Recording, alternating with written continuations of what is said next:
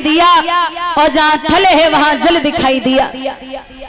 अचानक जैसे ही कदम बढ़ाया मुंह के बल दुर्योधन जमीन पे गिर पड़ा और जो जमीन पे गिरे द्रौपदी अटे पे खड़ी थी, ताली बजा के जवाब दिया, अरे दुर्योधन जी हमें तो पता है कि अंधे के अंधे ही पैदा।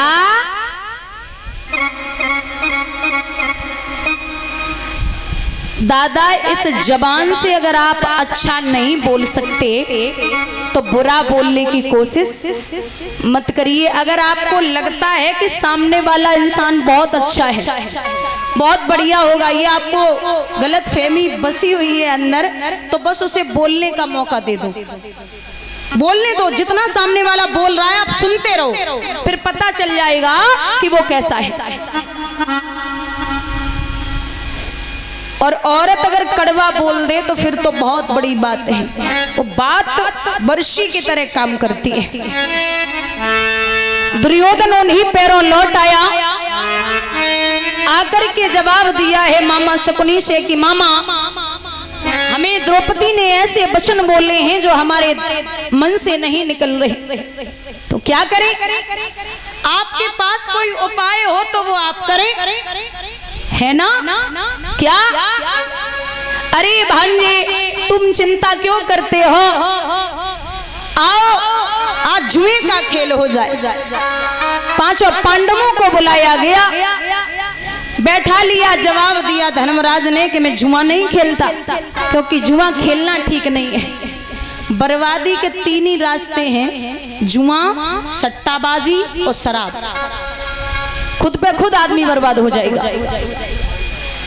बिठा लिया, धर्मराज बोले कि ये कोई बहुत बड़ी बात है, आपको क्या लगता है कि जुआ खेलना ठीक है? शकुनी बोले आप भी गजब करते हो, जैसे ये हमारे भांजे हैं वैसे आप हैं, इसमें क्या गलत है?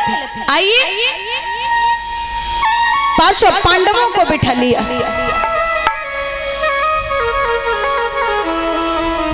पासे फेंके हैं शकुनी ने। महाराज नहीं समझ पाए पांडवा, विनाश काले विपरीत बुद्धि। जब विनाश का समय आता है तो बुद्धि काम नहीं करती। फेंक रहा है पासे, पांडवा फंसते जा रहे हैं, फंसते जा रहे हैं, जो चीज रखते जा रहे हैं वो सब हारते जा रहे हैं। जागो दुख विधाता देही और बाकी मत पहले हरे।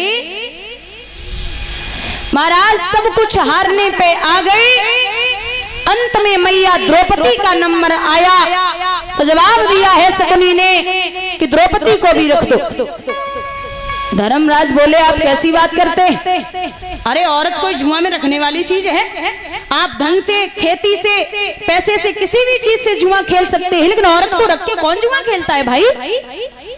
शकुनी फिर मुस्कुराने लगे, बोले अरे अपने घर की तो है, जैसी सबकी पुत्र वधू है दादा भीष्म की, वैसे हम लोग उसे भी मानते हैं, ये देवी है घर की, कहीं नहीं जाएगी, परिवार में ही है, कोई ऐसा थोड़ी है कि आपका सब लिए ले रहे।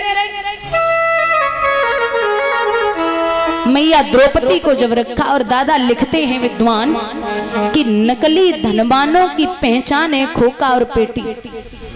नकली धनवानों की पहचान है खोका और पेटी, और असली धनवानों की पहचान है जिसके घर में सुखी है बहू और बेटी।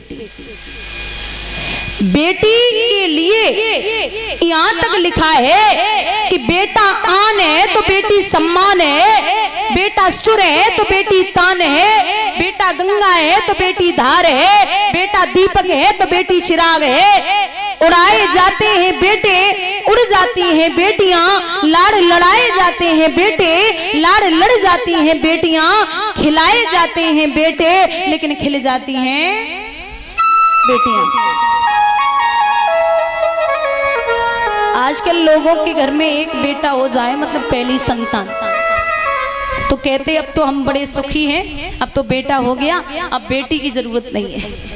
अब पहली संतान बेटी हो जाए तो फिर एक आस है कि बेटा हो जाए। अब पहली संतान बेटी हुई है तो मुझे बेटे की जरूरत है।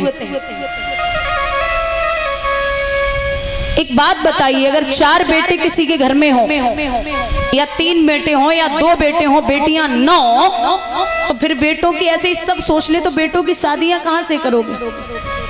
क्योंकि मामी, मौसी, दादी, बुआ, चाची, ये सब रिश्ते बेटियां बनाती हैं।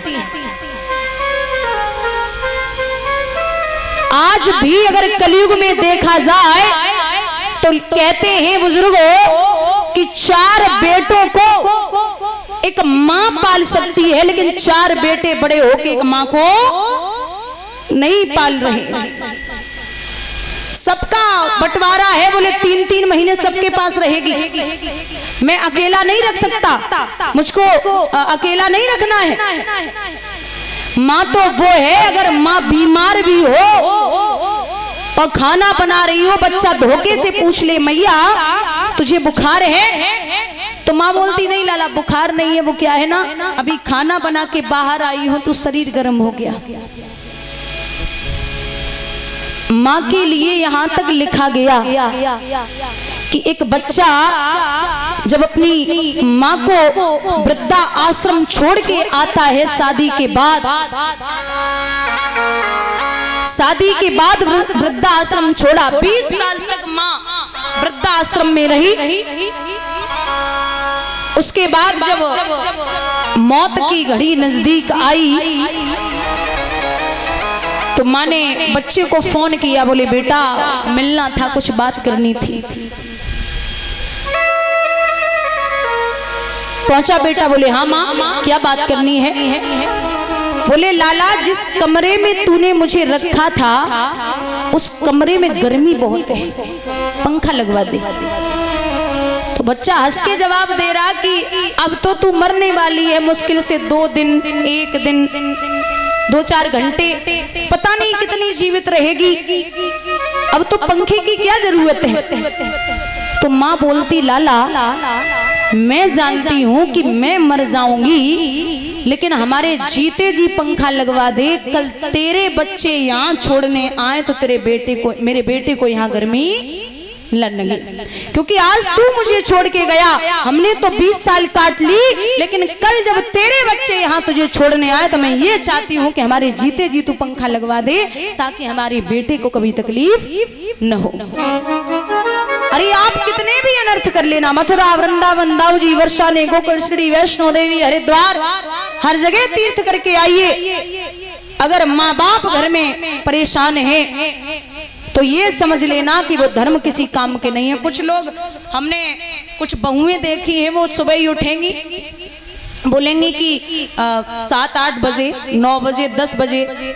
अब बुजुर्ग अगर घर में है 70-80 साल के, तो जैसे बच्चे को सुबह सुबह भूख लगती है ना, वैसी बड़ों को भी लगती है।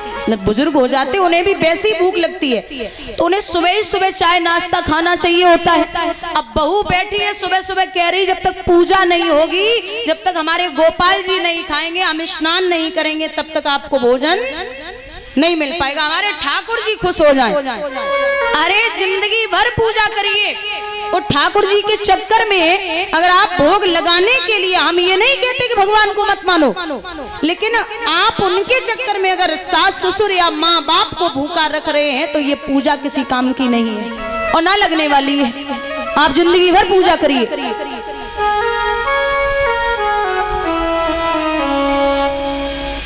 पिता वो है, अगर बेटा कह दे, बेटा अकेला हो घर में और बेटा बोल दे कि हमें 4-5 हजार 10 हजार की एक ब्रांडेड जींस चाहिए, तो बाप चाहे कितना भी गरीब हो कहीं से भी लाएगा, लेकिन बेटे को देगा।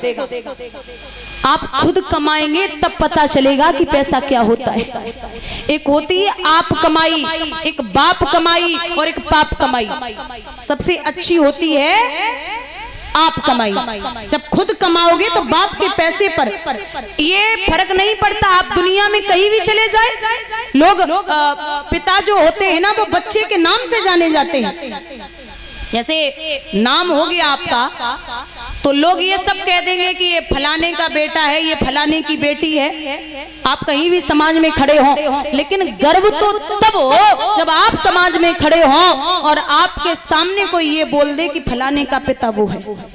अरे बेटा तो सब बता देंगे, अगर कुछ भी नहीं कर सकते हो तो इतना कर लो कि बाप के नाम से बच्चा जाना जाता है, इतना नाम कमाइए जो आपका बच्चा कोई भी हो तो उसको लोग ऐसे परिचय दें कि ये मेरे पिता हैं। आप खुद उन्हें बताएंगे कि ये मेरे पिता हैं, लोग सामने खड़े होंगे, कह देंगे अपने आप ही ये फलाने का बेटा, ये फलाने के पिता ये है, तो इतना नाम कमाइए। कहते हैं विद्वान कि जीवन पर्यंत तक आप कितने भी धर्म करिए, कुछ भी कर लीजिए, लेकिन तकलीफ अगर आपने एक बार दे दी, जरूरी नहीं है कि किसी की राज नहीं करना, किसी की डकैती डालना, ये पाप हो गया। अगर आपकी वजह से धोखे से भी किसी की आंखों में आंसू आ गए तो इससे बड़ा पाप दुनिया में दूसरा नहीं है। बोलिए गोविंद भगवान की। स्वयं मैया द्रौपदी को जब रखा गया तो इशारा दिया है दुशासन ने, जाओ भैया क्या आदेश है। दुर्योधन बोला आदेश क्या है, आप द्रौपदी को जरा सभा में लेके आइए। चला है, जाकर के मैया द्रौपदी बड़ी प्रसन्न है, प्रसन्नता में बैठी, जवाब दिया चलिए भाभी आपको बुलाया गया। कहाँ? सभा में। तो द्रौपदी ने बड़ी प्यारी बात कही है कि जहाँ पिता गांधार, मैया गांधारी, द्रोणाचार्य, पितामह भीष्म, 100 कौरव, 5 पांडव और जहाँ कर्ण जैसे वीर बैठे हो वहां मुझे जाने की जरूरत नहीं है। और ये सत्यता भी है। ऐसे आपका कहीं काम नहीं है माताओं और 10 पुरुष या 20 पुरुष आपस में बात कर रहे हो तो माताओं को बीच में बोलने की जरूरत नहीं है। मैया द्रौपदी से कहा कि चलिए, मना किया, केस पकड़े दुशासन ने और खींच करके सभा में खड़ा कर दिया। बोले ये लो भैया, मना कर रही थी, आई नहीं रही थी ये तो। जब ये कहा दुर्योधन बोला है कि खड़े खड़े मुंह क्या देख रही हो, अरे उस दिन की याद करो जिस दिन तुमने कहा था कि अंधे के अंधे ही पैदा होते।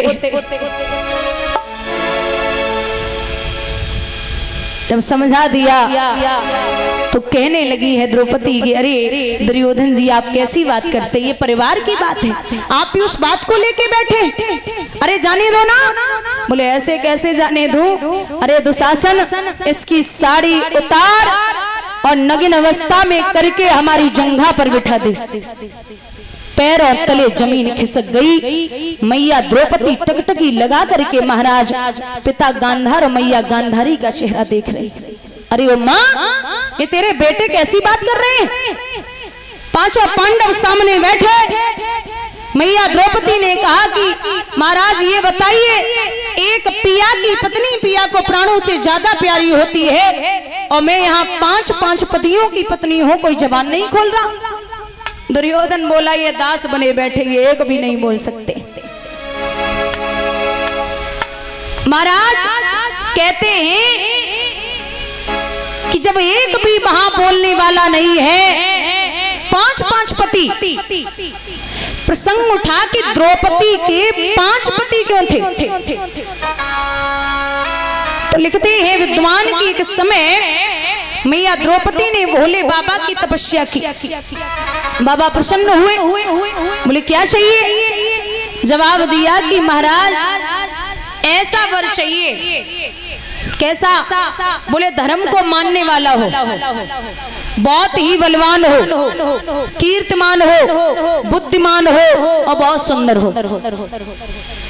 भोले बाबा बोले पर एक आदमी में इतने गुण मिलने वाले नहीं, जो कीर्तिमान हो, धर्म को मानने वाला हो, बुद्धिमान हो, सुंदर हो, बलवान हो, तो एक आदमी में इतने गुण हम नहीं ढूंढ सकते, इसलिए मैं 5 पतियों का वरदान देता हूं।